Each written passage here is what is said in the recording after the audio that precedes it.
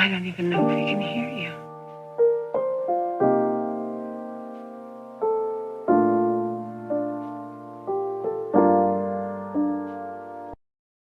The Critical Drinker is popular for taking aim at movies flawed by their ideological underpinnings.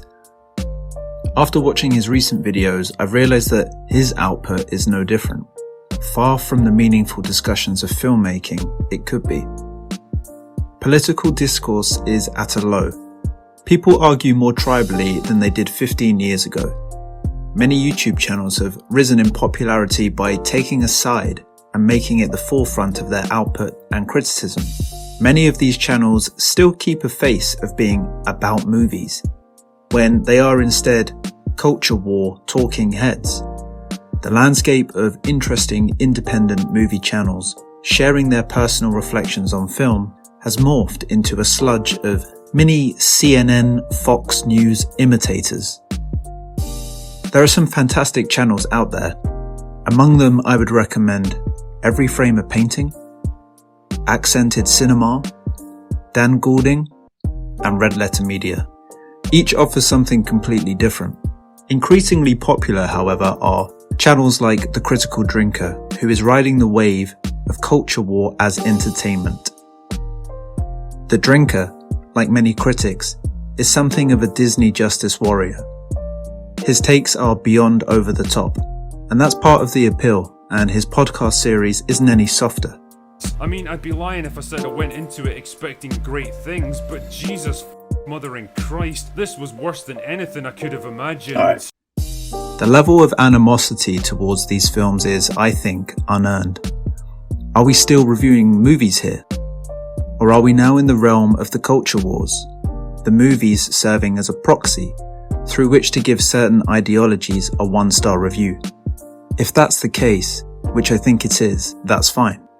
But let's not pretend we're still reviewing movies fairly and honestly.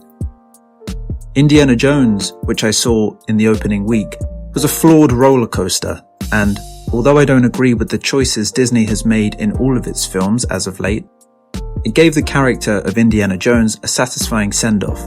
There's much more to be said about these films than the politics they are related to, and I think that's being lost in some corners of YouTube and even in the mainstream press. The films are reduced to flags of their creators' respective political leanings. That's a shame.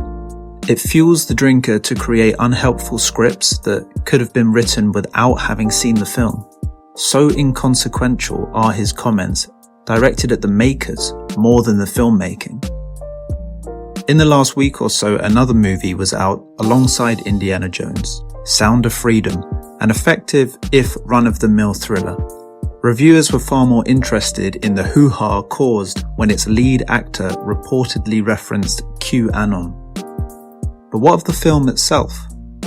Whether for or against, less outlets seem interested in the filmmaking, the artistry, the film itself. Instead, the film serves as a leap pad from which to condemn those who hold different opinions. How do we move past the so-called culture war that engulfs everyone these days? Bring back the focus to art, to the apolitical, even the smallest glimpses of artistry within an otherwise dull or propagandistic film. Bring the focus back to art.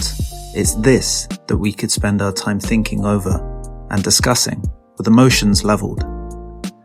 If we rekindle that sentiment, we might even be able to return our attention to those political threads with eyes afresh and patience renewed.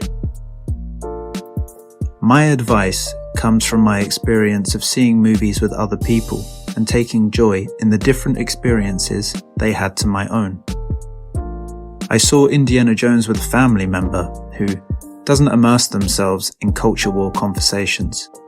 They watched the movie with wider eyes and ended it with a bigger smile than my own, having seen so much more to cherish in it.